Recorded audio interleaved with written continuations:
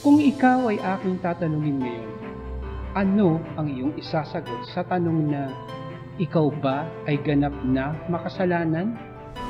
Maaaring ang isasagot mo ay hindi, sapagkat ikaw ay naniniwalang ang tao ay likas na mabuti. Ang mga ganap na makasalanan ay ang mga taong gumagawa ng masasama na nakikita natin sa TV at sa mga balita, na pumapatay, nagnanakaw at gumagawa ng masama sa kapwa. Sila ang mga ganap na makasalanan at hindi ikaw, sapagkat hindi mo naman ginagawa ang mga bagay na yan. Ngunit ano ba ang sinasabi ng Biblia ukol dito? Ang pagiging matuwid ba ay nakabase lamang sa level ng kasalanang iyong nagagawa? Na kung ikaw ay di gumagawa ng maituturing natin mga karumal-dumal na kasamaan, ay exempted ka sa galit ng Diyos? O ang katuwiran ba ng tao ay nakabase sa estado ng buhay?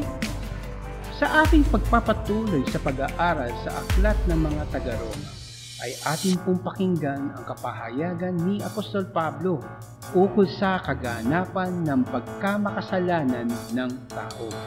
Ang lahat ba ay napapaloob dito o hindi? Nawa ang patnubay at gabay ng banal na Espiritu ang siyang gumabay sa atin upang maunawaan natin ang kanyang kapahayagan.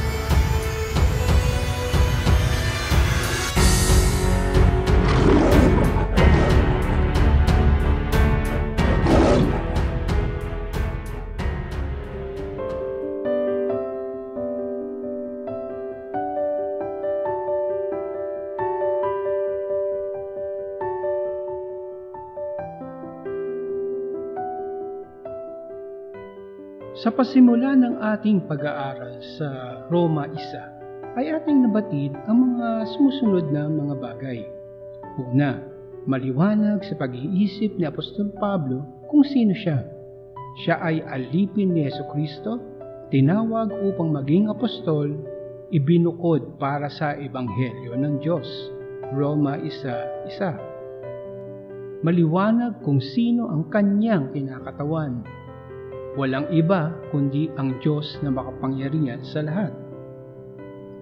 Maliwanag kung ano ang mensaheng ipapahayag, at ito ang Ebanghelyo ni Jesucristo, ang kapangyarihan ng Diyos para sa kaligtasan ng bawat sumasampalataya. Pang-apat, maliwanag kung para kanino ang kapahayagan ng Ebanghelyo, para sa mga Griego o Barbaro, sa marunong at gayon din sa mangmang, unay sa Hudyo at gayon din sa mga Griego. Kaya't sa Roma 1 pa lamang ay atin nang makikita ang patutunguhan ng mga kapahayagan ng aklat ng mga taga-Roma. At ito ay ang Ebanghelyo ni Jesucristo. Sa Roma 1:18-32 ay hinayag ni Apostol Pablo sa umpisa pa lamang ang tunay na kalagayan o estado ng tao. Ating nauunawaan ang mga sumusunod na mga katotohanan. Ang tao ay pinipigil ang katotohanan ukol sa Diyos, sinamba ang nilalang kaysa sa lumalang, gumawa ng karumal-dumal at mahahalay na mga gawa. Kaya't sa mga talatang 18-32 ng taga-Roma, ay hinayag ni Apostol Pablo ang sagot sa tanong na, bakit ko kailangan ang Ebanghelyo? Ipinapakita niya ang ganap na pagkamakasalanan ng mga tao. Ngayon po, mula sa katotohanan ito, mula sa Roma 1, Sa ating pagpapatuloy sa Roma 2, ay makikita natin na nagbabala si Apostol Pablo sa isang partikular na uri ng tao. Atin pong basahin ang Roma 2, 1-5. Roma 2, 1-5. Ayon sa katotohanan, ang hatol ng Diyos. Kaya't wala kang maidadahilan o tao, maging sino ka man na humahatol, sapagkat sa paghatol mo sa iba, ay ang iyong sarili ang hinahatulan mo, sapagkat ikaw na humahatol ay gumagawa rin ng gayong mga bagay.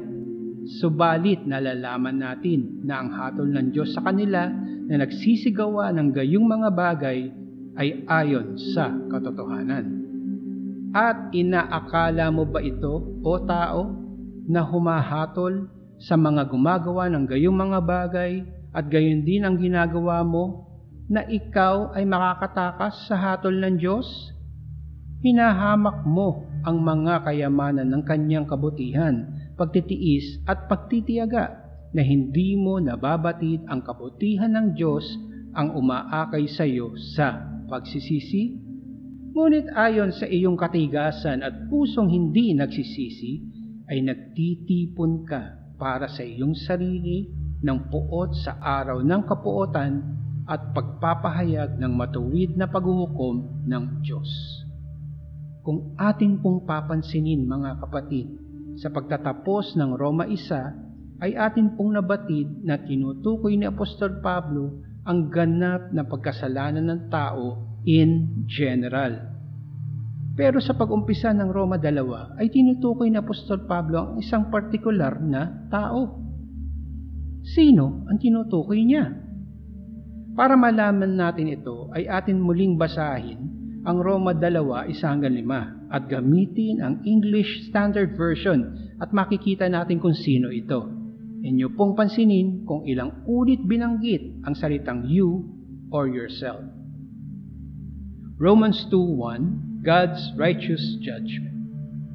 Therefore, you have no excuse, O man, every one of you who judges, for in passing judgment on another, you condemn yourself, because you, the judge, practice the very same thing. Do you suppose, O man, you who judge those who practice such things, and yet do them yourself, that you will escape the judgment of God? Because of your hard and impenitent heart, you are storing up wrath for yourself on the day of wrath, when God's righteous judgment will be revealed. Sino ang you? You is judging everyone else with a holier-than-thou attitude. Ang you is an unrepentant, impenitent person. You is stubborn, and you is under the wrath of God. You is a moralist o isang moralista. Ano ba ang moralist? Is someone who has very strong opinions about what is right and what is wrong. Most moralists are offended when other people don't share their values. Ano naman ang morals? Is a personal belief about what is good or acceptable behavior are extremely important to a moralist. Kaya't ang tinutukoy na you dito ay isang maayos, matuwid at natatanging tao na unrepentant, na ang tingin sa sarili ay nakakataas o nakakaangat sa iba.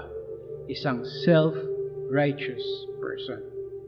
At iniisip na ang gospel ay para sa ibang tao at hindi sa kanya. Maituturing natin na sila ang pinakamahirap pahayagan ng ebanghelyo dahil para sa kanila ay hindi sila kabilang sa mga naliligaw ng landas. Hindi naiisip na sila ay naliligaw. At dahil dito ay napapailalim sila sa galit ng Diyos. At iyan ang taong tinutukoy ni Apostol Pablo dito. Sila ang mga taong nakabase ang kanilang kaligtasan on their own righteousness. Hindi nila ibinibilang ang kanilang mga sarili na ganap ang pagka-makasalanan. At ang theology na ito ay laganap sa buong mundo ngayon at marami ang naliligaw dahil sa pag-aakalang sila ay mabuti. 99.9% of people are not bad people. They make poor choices but deep down, they have a good heart. Sabi ng isang sikat na pastor sa United States. Pero, kung titingnan natin ang Roma 3, 10 hanggang 12, ang sabi dito, gaya ng nasusulat, walang matuwid, wala kahit isa. Wala ni isang nakakaunawa, wala ni isang humahanap sa Diyos. Lahat ay lumihis, sama-sama silang nawalan ng kabuluhan, walang gumagawa ng mabuti, wala kahit isa. Sa patuloy nating paggawa nito sa ating katigasan at pusong hindi nagsisisi, ay nagtitipon tayo para sa ating sarili ng puot sa araw ng kapuotan at pagpapahayag ng matuwid na paghuhukom ng Diyos. Tanong, tayo ba ay naligtas sa ating mga sariling gawa?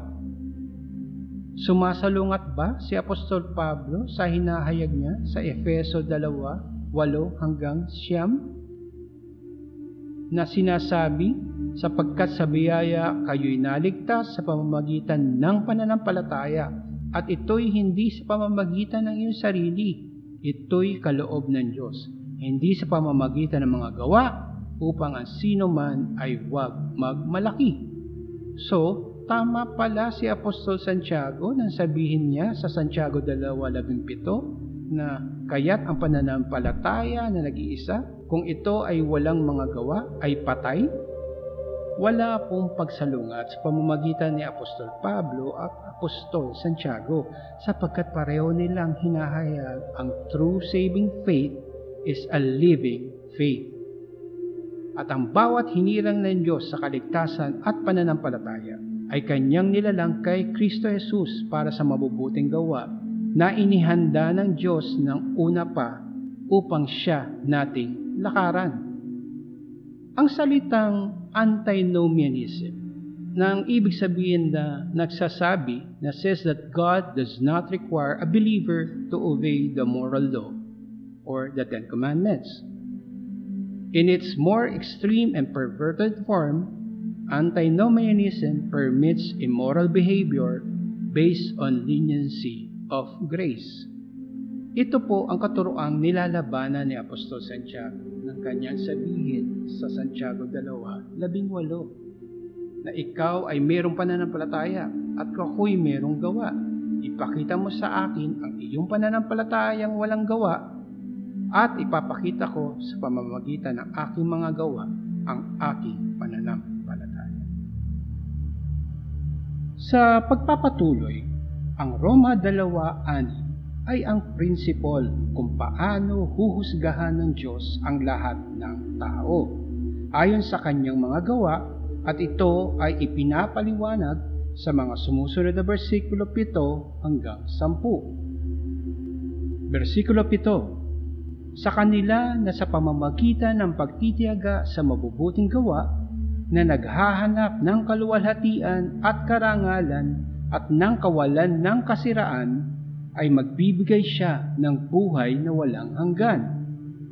Samantalang sa kanila na makasarili at hindi sumusunod sa katotohanan, kundi bagkus ay sumusunod sa kasamaan, ay para sa kanila ang puot at galit ng Diyos. Magkakaroon ng hirap at bighati sa bawat kaluluwa ng tao na gumagawa ng kasamaan, unay sa Hudyo at gayon din sa Griego. Subalit, kaluwalhatian, karangalan at kapayapaan sa bawat gumagawa ng mabuti, unay sa Hudyo at gayon din sa Griego. Atin pong pansinin kung ano ang ginamit na pamamaraan ni Apostol Pablo upang effectively niya maipahayag ang mga bagay na nais niyang bigyang diin. Chiastic structure ang kanyang ginamit. It is a literary structure, a device in which a sequence of ideas is presented and then repeated in reverse order. The effect of this pattern is to give prominence to the central statement, which can therefore be the main point of the passage, or at least considered as the pivot or turning point of the passage. Pansinin niyo po ito. Sa kanila na sa pamamagitan ng pagtitiyaga sa mabuting gawa na naghahanap ng kaluwalhatian at karangalan at ng kawalan ng kasiraan ay magbibigay siya ng buhay na walang hanggan. Versikulo 8, samantalang sa kanila na makasarili at hindi sumusunod sa katotohanan, kundi bagkus ay sumusunod sa kasamaan ay para sa kanila ang puot at galit. Pansinin niyo po yung versikulo 9, magkakaroon ng hirap at pighati sa bawat kaluluwa ng tao na gumagawa ng kasamaan, unay sa Hudyo at gayon din sa Griego. Pansinin niyo po yung versikulo 10 na parehong-pareho ang sinasabi sa versikulo 7. Subalit kaluwalhatian, karangalan at kapayapaan sa bawat gumagawa ng mabuti, unay sa Hudyo at gayon din sa Griego. Ito po ang tinatawag na chiastic structure na binibigyan diin ni Apostol Pablo sa pamamagitan ng paghahayag ng dalawang uri ng tao dito sa mundo. Ang mga sumusunod sa kanyang kautusan at ang mga hindi sumusunod sa kanyang kautusan. At ipinakita na ito sa pamamagitan ng structure na ito. Ngayon, baka nasa isip natin, bakit niya hinayag ng ganito at binigyan diin ang mga bagay na ito? Basahin natin ang versikulo 11 hanggang sa mga sumusunod upang ating itong makita. Sapagkat ang Diyos ay hindi nagtatangi ng mga tao, sapagkat ang lahat ng nagkasala ng walang kautusan ay mapapahamak din ng walang kautusan, at ang lahat na nagkasala sa ilalim ng kautusan ay sa kautusan hahabulan. Sapagkat hindi ang mga tagapakinig ng kautusan ang siyang ganap sa harapan ng Diyos, kundi ang tumutupad sa kautusan ay aariing ganap. Sapagkat kung ang mga hintil na likas na walang kautusan ay gumagawa ng mga bagay ng kautusan, ang mga ito bagaman walang kautusan ay siyang kautusan sa kanilang sarili. Kanilang ipinapakita na ang hinihiling ng kautusan ay nakasulat sa kanilang mga puso, na rito'y nagpapatotoo rin sa kanilang mga budhi, at ang kanilang mga pag-iisip ay nagbibintang o nagdadahilan sa isa't isa. Sa araw na hahatulan ng Diyos ang mga lihim ng mga tao ayon sa kanyang ebanghelyo sa pamamagitan ni Hesukristo. Ang Diyos ay walang pagtatangi. Ang kanyang hatol ay matuwid. Ang lahat ng tao ay haharap sa kanyang paghatol at magbibigay sulit sa lahat ng ating mga gawa. Sa ating pagtatapos, mga kapatid, sa mga kapahayagang ito ni Apostol Pablo, ay ating mababatid na ang tao in general ay hindi likas na mabuti. Maliwanag ng ang sangkatauhan ay nahulog sa pagkakasala gaya ng nasusulat. Walang matuwid, wala kahit isa. Wala ni isang nakakaunawa. Wala ni isang humahanap sa Diyos. Lahat ay lumihis. Sama-sama silang nawalan ng kabuluhan. Walang gumagawa ng mabuti. Wala kahit isa. Roma 3:10 hanggang 12. Pinapaalalahanan tayo na ang lahat ay nagkasala sa mata ng Diyos at wala ni isang nakaabot sa kanyang kaluwalhatian.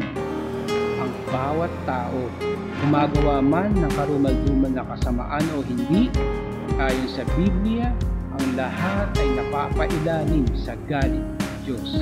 At sa ating pagiging ganap na makasalanan, ang kabayaran ay kamatayan. Maaaring ang sasabihin mo sa akin, ay masyado namang mabigat ito. bakit kailangan ko pang malaman na ako bilang tao ay ganap na makasalanan at walang kakayanang iahon ang sarili mula sa kaparusahan ng kamatayan? Well, kapatid, upang maintindihan natin at pahalagahan ang good news, ay dapat natin munang malaman at maunawaan ang bad news. Na upang maunawaan natin kung bakit naging good ang good news, ay dapat muna nating alamin ang pinagmulan na bad news. At upang ating pahalagahan ang mga benefits na tatanggapin mula sa good news, ay dapat nating ma-realize ang sakit at kapighatiang dulot ng bad news. Make sense?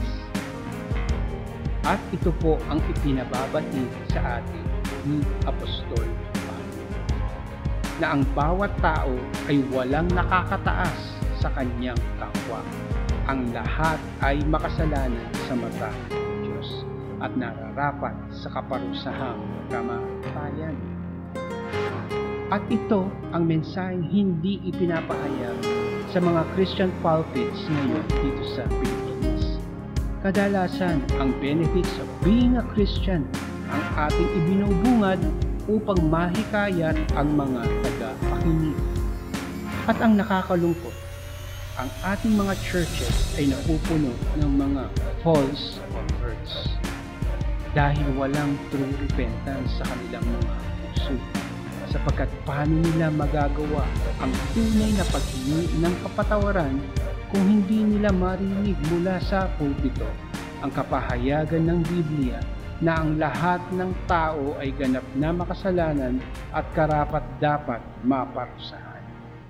At tanging sa biyaya ng Diyos sa pamamagitan ng dugo ng kanyang anak, tayo ay nagkaroon ng pagkakasundo sa Diyos.